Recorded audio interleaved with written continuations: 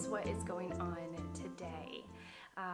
So today I am packing. I am gathering things up for a trip that I am about to take, and the trip is with my family in California. I live in South Carolina, and we're taking a family trip to visit family in California. That is essentially what's happening. We're staying there for an extended period of time, and we are leaving soon, soonish. I'm not sure when this will go up. And I, within that trip in California, where it will be basically family time 100% of the time, within that trip, my husband and I are doing a work conference for him, a work thing for him, and I am tagging along to Viva Las Vegas. I've never been to Vegas.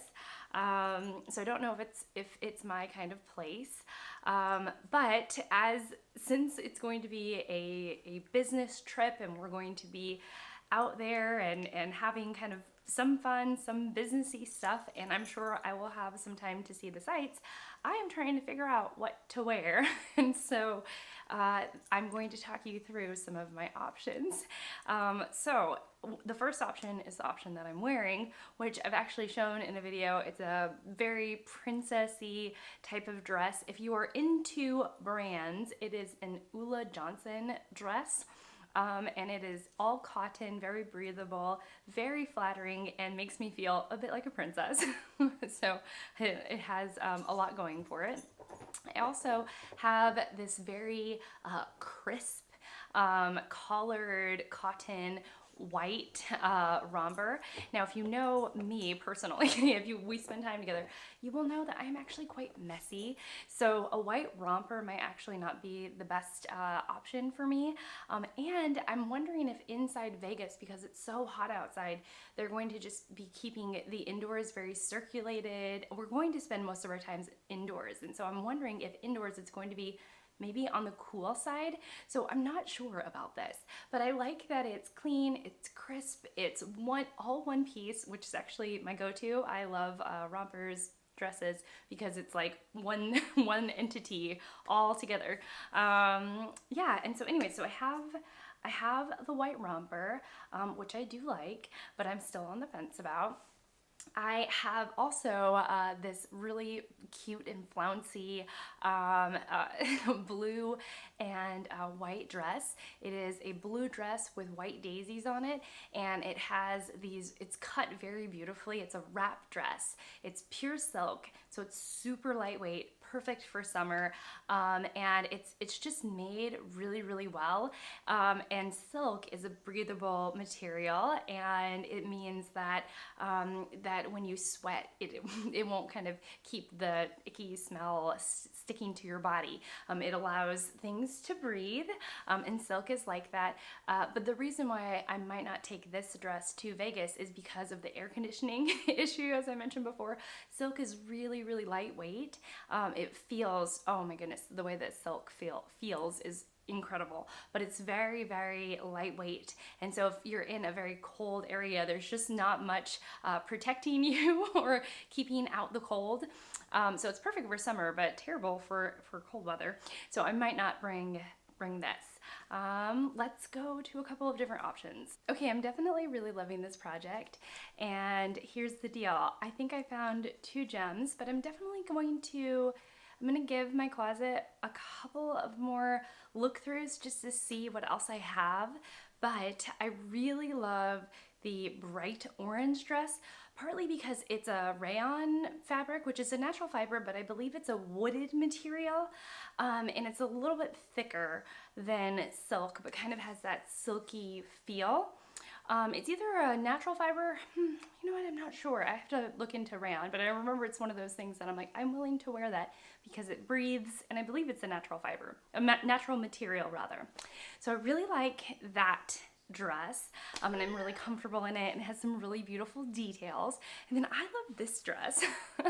This is one of those like just big ballerina, but I'm an adult now kind of dress, and I love it, and I think it's really just about the texture and the ruffles and the movement that the dress can make.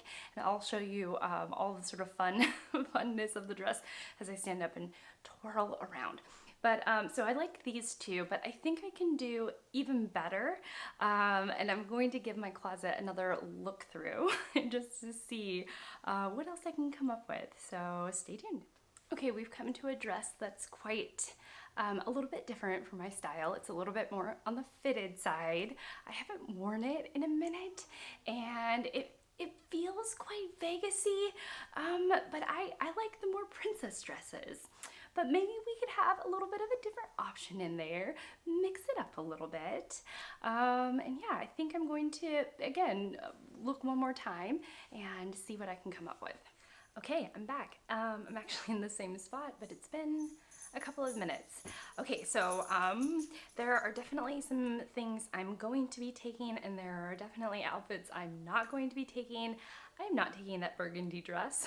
I just, no. I didn't like it. I didn't enjoy it on my body, and so I was like, I'm not taking that with me.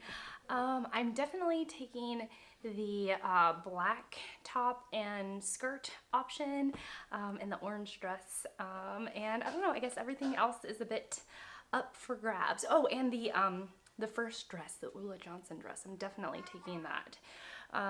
So yeah, so these are the dresses that I'm going to be taking, and I'm going to now tell you all about the books that I'm going to be I'm not going to be reading necessarily in Vegas, but I'm going to be taking with me to California. And so I see myself reading maybe on quiet afternoons, maybe afternoons when we've been out all morning swimming and then the kids are napping, and then kind of cozying up with a book for an hour.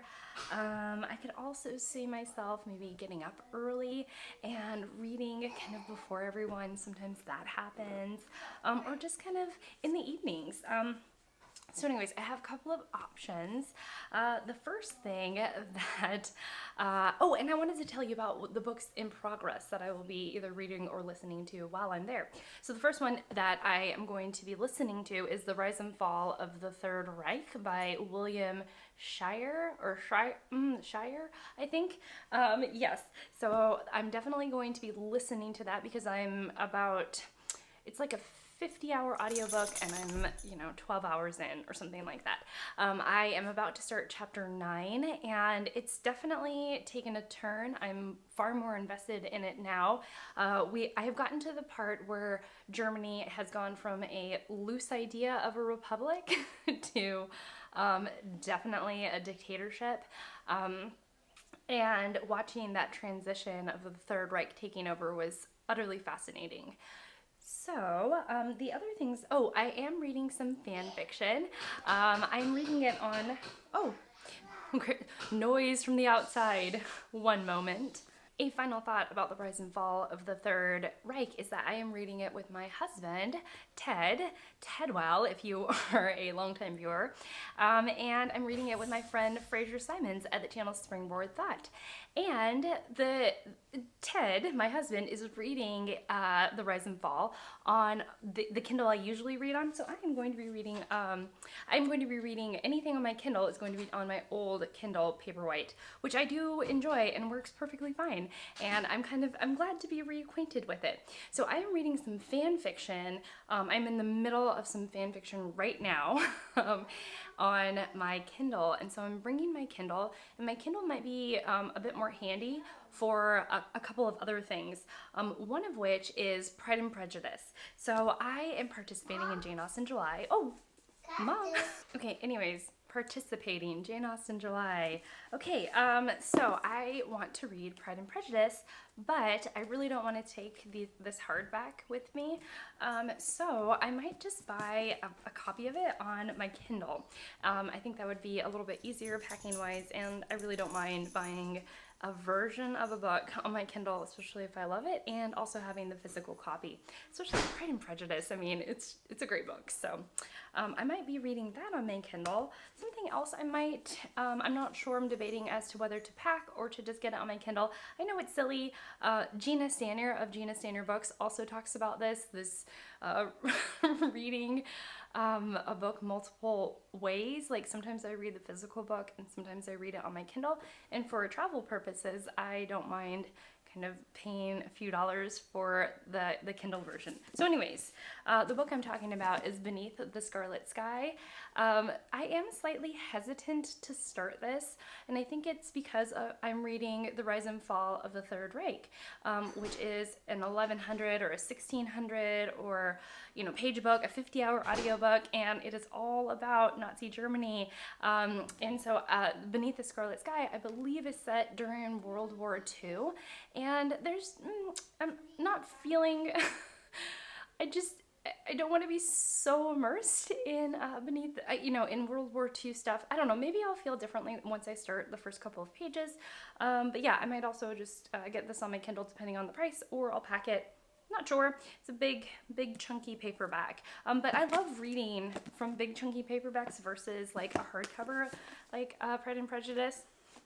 There you go. So maybe I will pack this and read it now that I'm actually taking a moment to think it through. Okay, 2 books I am for sure taking with me that I really cannot wait to dig into. The first one is Piranesi by Suzanna Clark. I am going to be reading this with AJ Dunn of AJ Dunn Reads and Writes, and with Jolene at Bookworm Adventure Girl. And I can see myself sitting beside the pool at my parents' house in the beautiful California sunshine. It's usually really hot though, so it's not really that idyllic. But sitting perhaps in the shade, that's more my style. And just enjoying this fantastical fantasy world that Suzanna Clark created. This was the winner of the Women's Prize a few years back. And yeah, it's just gotten a lot of high reviews. It seems like it's a very polarizing book. You either love it or you hate it. And I am hoping that I am on the side of loving it. So yeah, this is definitely coming with me. And then, I should say, so I'm reading, did I say this? I'm getting my thoughts all jumbled up, that I am reading fan fiction as a preemptor, as a taster to Garb August, which I am a host of, and I'm going to leave the hashtag Garb August down below so you all can check out what Garb August is about. It is an adventuresome, we're adventuring into the world of garbage, and I am excited to dig into some conversations defining what garbage is, chatting about it, philosophizing about garbage, and in my garbagey project, in this project about Garb August, I am pre-reading some fan fiction, and I will spell. I'm not sure, my card just died. Anyways, I will talk about it all in August, because yeah, that's where all that stuff is happening. But I'm reading that on my Kindle as well. So anyways, so books. The last book that I'm bringing that it's going to be great. I am going to be reading Rumi Gold. So this was given to me by my friend Fraser at the channel Springboard Thought, and I'm excited. I ideally, though I don't know if it will work out this way, I will read a couple of poems a day, and it will be a bit of a ritual that I can create for myself while I'm on vacation. Or if that doesn't happen, and what's more likely to happen is that every couple of days I will sit down and read 5 or 6 pages and think about them, or 10 pages depending on how long it is, and just make kind of systematic strides to finishing it. But yeah, I'm excited. It's a beautiful NYRB published book, just beautifully made, and I'm excited. I haven't visited poetry in a while, and it's a place I enjoy. So that is it. That is all, basically the books that I'm bringing, mostly Kindle books. Well, thank you for letting me kind of think through what I'm going to be bringing to Vegas. It's been on my mind. The kids are chatting one moment. Anyhow, well, tell me what you are doing this summer, I would really love to know. It could be as adventurous as trying a new cookie recipe or gallivanting around the world. I mean, it could be as big or as small as those two things. And yeah, that is it. So thank you so much for watching. Thank you so much for being here, and I will see you all in the next one. Bye, guys.